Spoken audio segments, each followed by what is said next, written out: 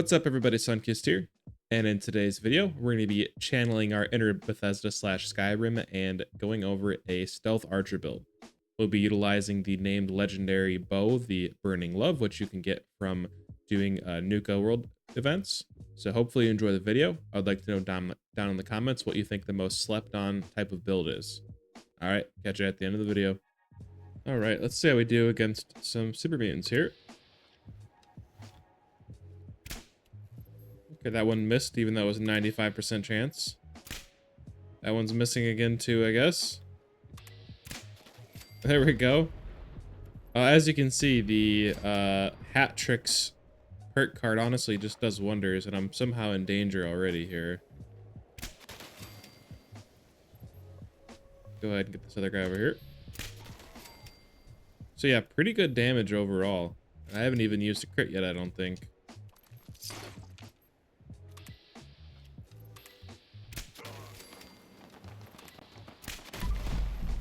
There, got a crit now. There goes 6,400 damage on the crit. Honestly, a lot of the times, this the damage that transfers over on hat tricks is like almost enough to just kill the enemies around it. So it actually is pretty efficient.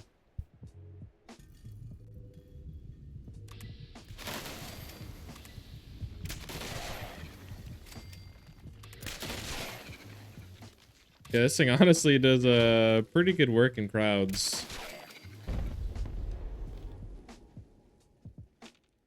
Still kind of learning the timing of when to hold and release the actual bow itself, though. But yeah, I mean, it just wrecks everything in the vicinity of it. That's fun. That doesn't really get old. That's honestly sick.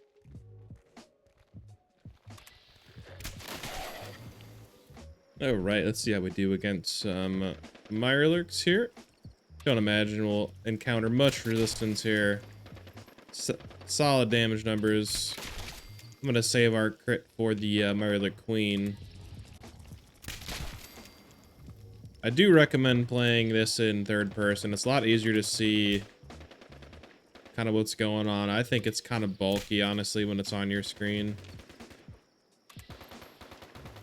Or when you're in first person, I should say. Oh, that hit him all over there.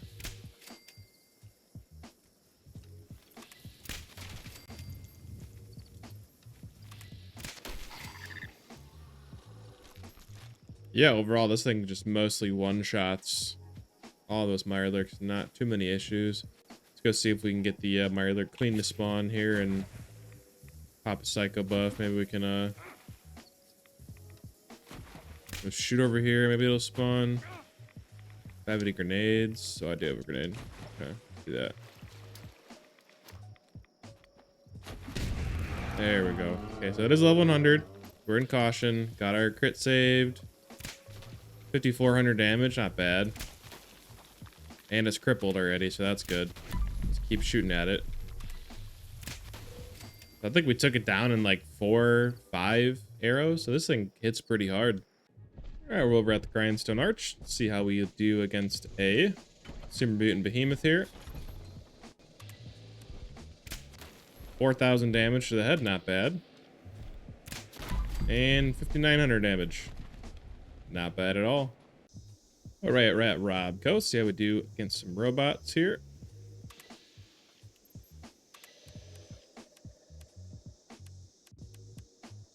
Okay, see if we can get an angle on the fusion core here.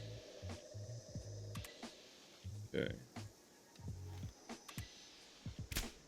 Missed it.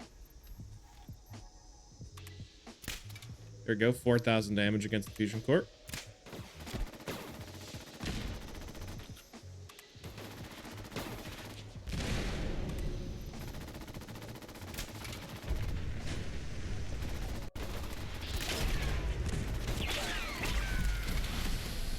Okay, definitely lose quite a bit of damage when you can't hit the weak point on that thing. So I wouldn't maybe go sentry gun hunting or sentry bot hunting with this thing, but overall still hit pretty good damage numbers as I almost died of that explosion there. Let's see how we do against some Scorched Beasts. See if we can get a good hit on this one here. Missed it on a 95% hit chance. 6,300 damage, not bad. And we're not in caution anymore. Looks like we got our mysterious stranger to trigger there.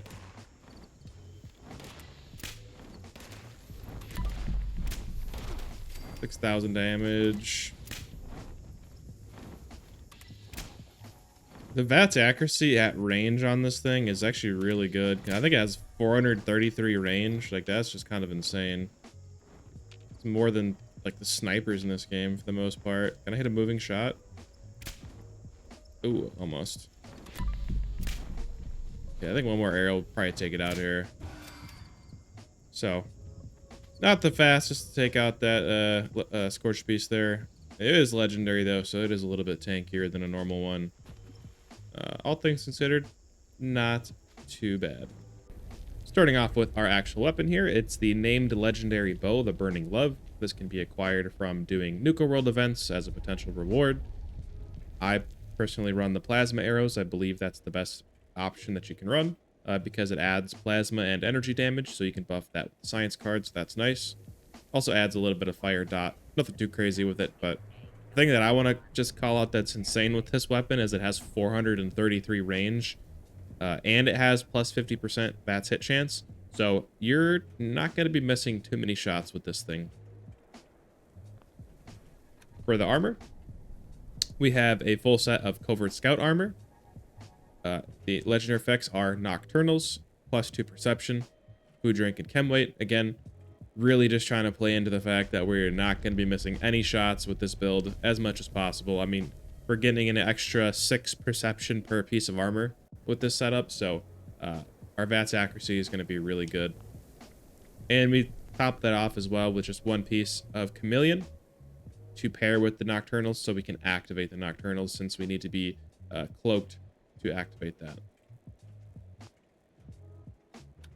I do think the apparel for doing a stealth archer build is important, so I'll show you what I'm running for that. I'm running the Cultist Adept Hood, the Cultist Monarch outfit, and then also running the Leather Quiver backpack. I believe this was actually a previous season reward, this backpack was, and the other stuff I was showing you, you can learn the plans from the Mothman Equinox. The plans drop during that. Some people may be selling them in their vendors still. And if you don't have the exact ones I have, just in general, the cultist stuff works pretty good for kind of a stealth archer vibe, if you will. For the mutations, we have Adrenal Reaction, Bird Bones, Eagle Eyes, Egghead, Healing Factor, Herbivore, Herd Mentality, Marsupial, and Speed Demon. Taking a look at our special allocation, here is that. Screenshot if you'd like. Go up to our legendaries first. We have 4 special cards. Taking one for the team and follow through. Taking one for the team isn't particularly useful for this build because you won't be taking that much damage since you're going to be stealth. I just leave it on for pretty much all my builds. Follow through is really the one you're going to want because that's really going to help increase our damage. Starting off in strength, we have Armskeeper, Blocker, Bandolier. These are kind of more quality of life cards, not absolutely necessary. And then we have Scattershot, Easy Target.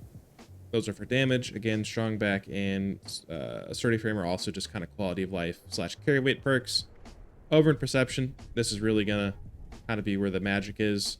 We have Number Cruncher, Down Ranger, Tormentor, Awareness, Hat Trick, and Bow Before Me. Hat Trick, really, as you'll see as we get into the build showcase in a little bit here, this card is kind of crazy. Not only do you one-shot the target you're shooting at, most of the time it will one-shot all the, like, 2 or 3 enemies standing next to it near your target, so it's pretty good. We do have Ironclad because Covert Scout armor is not very protective, so I think this is pretty helpful. Life Giver is a must on a bloodied build. Strange Numbers will help buff our mutations, so will actually buff our damage because of the crit damage related buffs. Third Rage for more damage. Science perk card to buff the energy damage part of the arrow. Batteries included, just because I carry fusion cores on me at all times. Scoop Assault to keep our stuff from spoiling. Over in Agility, we have a mixed match of Gunslinger slash Onslaught perk cards. 2 ranks of Sneak just to help us stay a little bit stealthier. 1 rank of Escape Artist.